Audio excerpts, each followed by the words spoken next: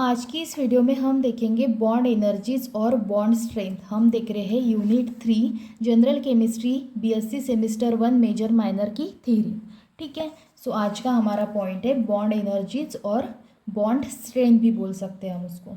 Bond energy और bond strength is defined as the amount of energy required to break a bond in a molecule. देखो bond strength bond energy कहाँ कैसे define करते हैं हम, कितनी एनर्जी उस बॉन्ड को ब्रेक करने के लिए लगेगी मॉलिक्यूल में, उस एनर्जी के बेसिस पे हम डिफाइन करेंगे कि उस बॉन्ड की स्ट्रेंथ कितनी है, वो बॉन्ड कितना स्ट्रांग है कितना कमज़ोर है, उसके ऊपर डिपेंड करेगा। ठीक है, कितनी एनर्जी उसको ब्रेक करने के लिए लगेगी। ठीक है, each bond has characteristic value of this energy and is measured of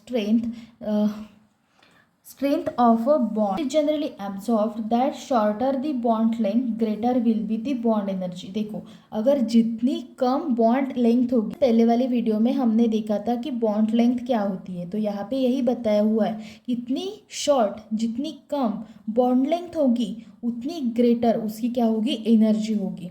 ठीक है, बॉन्ड एनर्जी ज़्यादा होगी मतलब उस बॉन्ड में स्ट्रेंथ ज़्यादा होगी। जितना कम मतलब शॉर्ट बॉन्ड होगा, जितना शॉर्ट बॉन्ड होगा, जितनी बॉन्ड लेंथ कम होगी उतना ज़्यादा वो बॉन्ड स्ट्रॉन्ग होगा। ठीक है, greater is the strength of bond. ठीक है, अगर बॉन्ड एनर्जी बॉन्ड लेंथ कम हुई तो उसकी बॉन्ड एनर्जी ज़्यादा होगी, उस बॉन्ड में स्ट्रेंथ होगी। ठीक है, the carbon carbon bond single double triple are not equal to the strength that is with the shortening of a bond length bond strength increases। it is in following order। देखो triple bond है तो वो सबसे ज़्यादा strong होगा क्योंकि वहाँ पे बॉन्ड लेंथ सबसे कम होती है। ठीक है, डबल बॉन्ड है तो उसकी बॉन्ड लेंथ उससे ज़्यादा कम होती है। ठीक है, तो वो उससे ज़्यादा स्ट्रांग होगा। ठीक है, और सिंगल बॉन्ड उसकी बॉन्ड लेंथ सबसे ज़्यादा होती है तो दैट्स वाई वो कमज़ोर बॉन्ड होगा। ठीक है, बॉन्ड आप ध्यान में रखो ना, अगर बॉन्ड ज़्यादा है ठीक है तो वो इजीली टूट जाएगा। ठीक है, क्योंकि उसके बीच में डिस्टेंस ज़्यादा है तो इजीली वो अलग हो सकता है। लेकिन अगर आपकी बॉन्ड लेंथ कम है, वो पास पास में है, तो उसको अलग करने के लिए ऑब्वियसली ज़्यादा एनर्जी लगेगी तो उसकी बॉन्ड स्ट्रेंथ ऑब्वियसली ज़्यादा है क्योंकि वो पास में है। तो जितनी शॉर्ट बॉन्ड लेंथ होगी उतना वो बॉन्ड स्ट्रांग होगा। ठीक है, तो ट्रिपल बॉन्ड सबसे स्ट्रांग, डबल बॉन्ड उससे ज़्यादा स्ट्रांग, उससे कम स्ट्रांग और सिंगल बॉन्ड सबसे कम स्ट्रांग होगा। ठीक है, this is the bond energies. ठीक है, the unit of bond energy and bond strength is kilo joule mole inverse और किलो जूल मोल पर मोल। ठीक है, बॉन्ड एनर्जी हम कैलकुलेट करते हैं किलो जूल मोल इनवर्स में, किलो जूल पर मोल। ठीक है, similarly carbon hydrogen bond strength lies in the following sequences. यहाँ पे देखो कार्बन और हाइड्रोजन के बीच के मतलब बॉन्ड स्ट्रेंथ दी हुई है। अभी हाइब्रिडाइज्ड कार्बन हाइड्रोजन से अटैच्ड है तो उसकी बॉन्ड एनर्जी कितनी होगी, 502 किलो जूल पर मोल होगी। ठीक है, वो सबसे ज़्यादा होगी और sp2 की उससे कम होगी। ठीक है, sp2 की बॉन्ड एनर्जी है यहाँ पे 435 किलो जूल मोल। ठीक है, उससे कम होगी sp3 हाइब्रिडाइज्ड कार्बन की।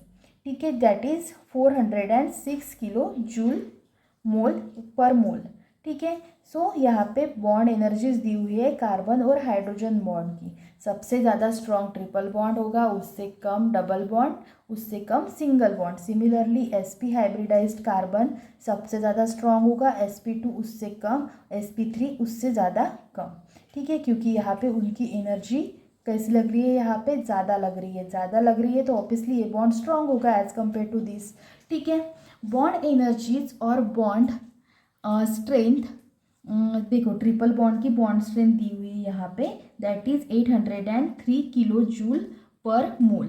उसके बाद यहाँ पे डबल बॉन्ड बताया हुआ है इन्होंने और लिखा है यहाँ पे ट्रिपल बॉन्ड है, तो यहाँ पे डबल बॉन्ड है। तो ट्रिपल बॉन्ड की 803 किलो पर मोल और डबल बॉन्ड की 607 किलो जूल पर मोल, सिंगल बॉन्ड की 347 किलो जूल पर मोल। Bond energies in methane, methane की और इथेन की यहाँ पे बॉन्ड एनर्जी दी हुई है।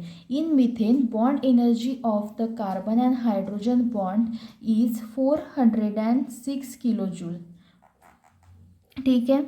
और इथेन में दिया हुआ है bond energy of carbon carbon bond is 347 kilo joule and carbon hydrogen bond is 406 kilo joule, ठीक है। इथेन की दी हुई है। उसके बाद इथिलीन की जैसे बॉन्ड लेंथ देखी थी ना हमने, सिमिलरली यहाँ पे बॉन्ड एनर्जी दी हुई है इन्होंने।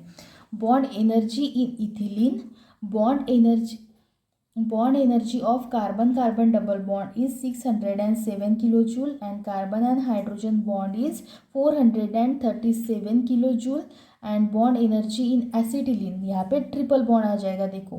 तो bond energy of carbon carbon triple bond चाहिए यहाँ पे, ठीक है, इज 803 किलो जूल पर मोल, ठीक है। And carbon hydrogen bond is 500 kilo joule, यहाँ पे ट्रिपल बॉन्ड चाहिए और यहाँ पे डबल बॉन्ड, ये मिस्टेक है आपकी बुक में, ठीक है। सो ये हो गई आपकी बॉन्ड एनर्जी, या फिर हम बोल सकते हैं बॉन्ड स्ट्रेंथ। जितनी कम उसकी बॉन्ड लेंथ होगी उतना ज़्यादा वो स्ट्रॉन्ग बॉन्ड होगा, ठीक है। इतना ध्यान में रखो। उसके ऊपर से हम लिख सकते हैं ट्रिपल बॉन्ड सबसे ज़्यादा स्ट्रॉन्ग होगा, डबल उससे कम, सिंगल उससे ज़्यादा कम होगा। sp हाइब्रिडाइज्ड कार्बन सबसे ज़्यादा स्ट्रॉन्ग बॉन्ड बनाएगा, sp2 हाइब्रिडाइज्ड कार्बन उससे कम, sp3 हाइब्रिडाइज्ड कार्बन उससे ज़्यादा कम स्ट्रॉन्ग बॉन्ड बना सकता है, ठीक है।